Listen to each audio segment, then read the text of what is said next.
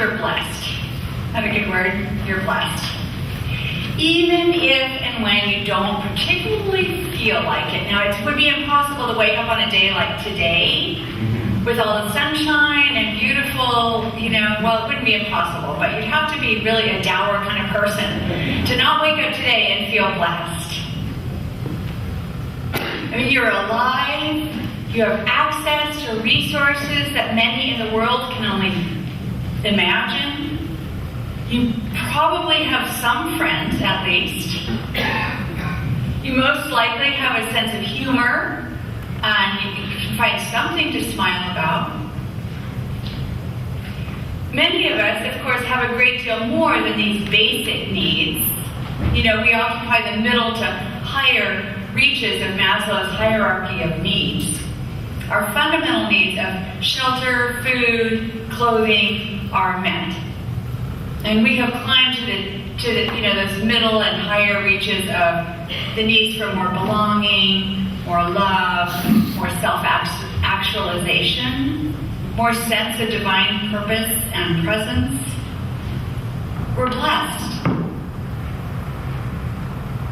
Now, Abram, that Old Testament, paragon of faith, he was blessed as well. He was really blessed in virtually every sense of the word. Not only was he incredibly wealthy, he had this ability, no matter where God called him to be, no matter how much God called him to leave behind, he had this incredible ability to create more wealth wherever he went.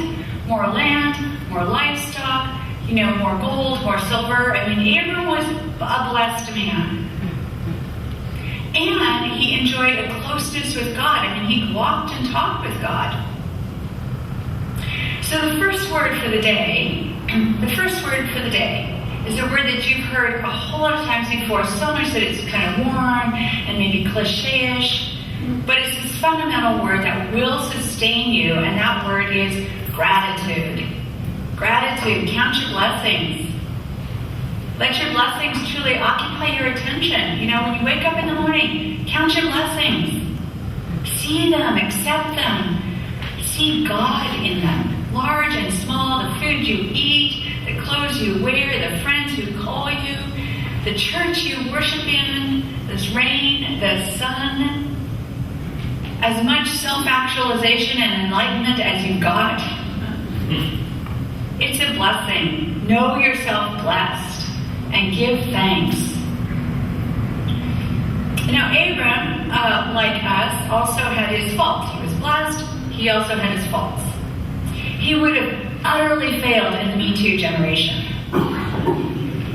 It's not fair to read modern standards backwards into an utterly different kind of world, but it still bears pointing out that he failed to protect his wife when it meant his own skin was in danger. Now, you might not remember that story, but God called him out of this wealthy kind of urban life in called him out into into wandering in the desert. Abram didn't know where he was going. And one of the places he wandered, the king of that land looked at Sarah and said, that is a beautiful woman. I would like to have her. And Abram said, well, she's only my sister. And let the king have her.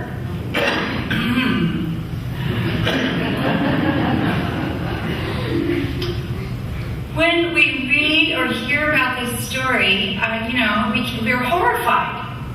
Because we can't imagine offering up our spouse on the altar of self-protection. But the truth is, we betray our own hearts in 1,001 small ways. And we routinely, in small and petty ways, betray the well-being of our loved ones on the altar of our own egos and our own fears and our own resentments. So, by the way, he got Sarah back unharmed. Which you can only imagine what the pillow talk must have been like a long time after that. So, like Abram, we are blessed and we have our faults. And so the second word of the day is penitence. Because the truth is our egos get in the way just as much as Abram's did.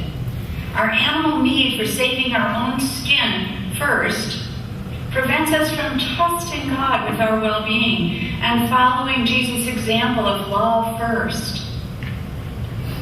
Forgiveness, extending grace, even to those who aren't really deserving. So right now we're in the time of the church year set aside for penitence, not because we're necessarily, horrifically bad people, but because we have all gone astray. And none of us has the right to cast a stone or judgment at anyone else before observing our own tendencies to do exactly the kinds of things for which we judge other people. So the first word, gratitude, and the second word, penitence. We're also, like Abram, most likely, each and every one of us, most likely missing something near and dear to us at the core level. It might be that peace which passes all understanding. It might be grandchildren. It might be mutually satisfying love with another human being. It might be hope in the future. It might be a longing for the kingdom of heaven to reign here on earth, for there to be no more shootings in schools or theaters or places of worship, no more war, no more nationalism and supremacy, convictions of supremacy and superiority.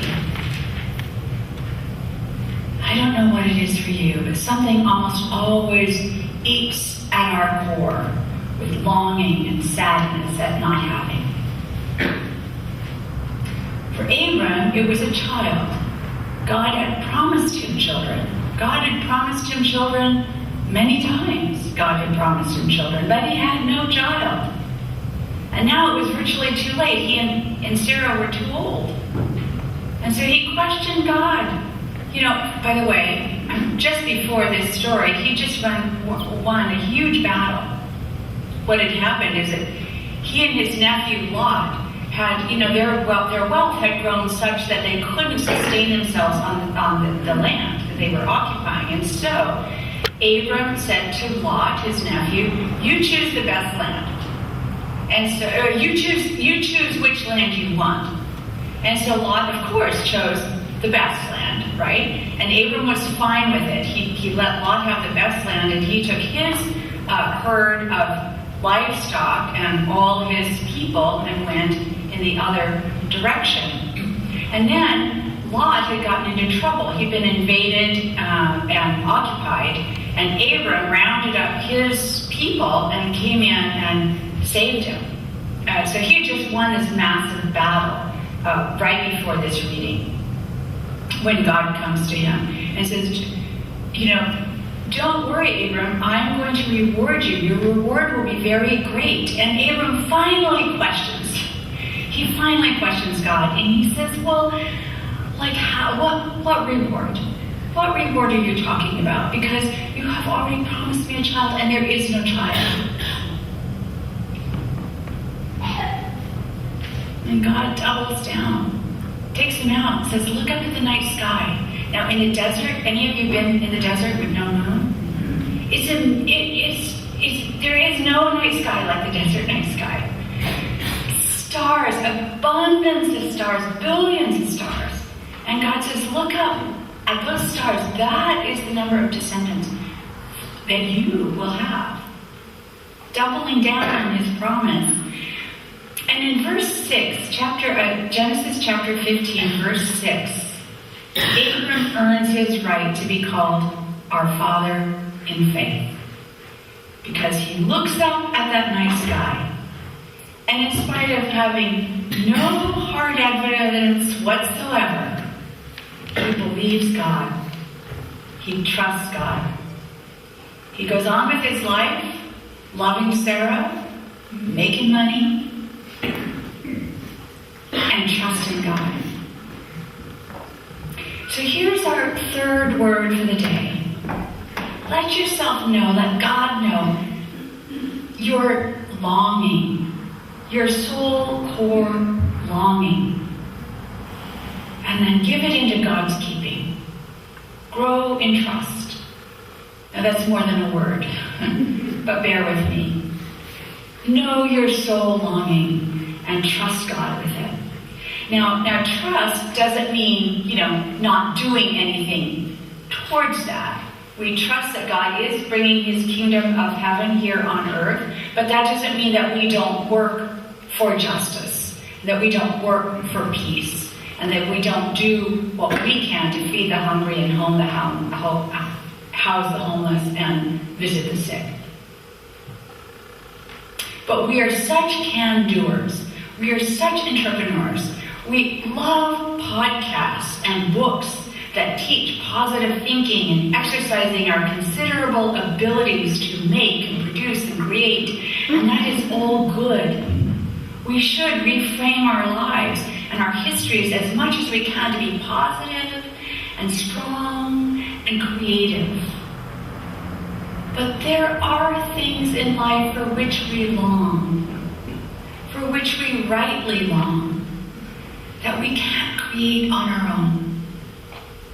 That we can't produce on our own, that we can't manufacture or cultivate on our own.